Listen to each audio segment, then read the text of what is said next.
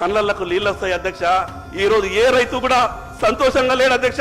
హోటళ్లకు పోయి టిఫిన్ చేస్తే, ఛాయ్ తాగితే, హోటల్ బిల్లు కట్టిన తర్వాత సర్వ్ చేసినటువంటి సర్వర్ కు 100-200 రూపాయలు నాకు తీసుకొచ్చి అన్నం పెట్టినవన్న గొప్ప కృతజ్ఞతతో అక్కడ టిప్పించే ప్రయత్నం చేద్దాం.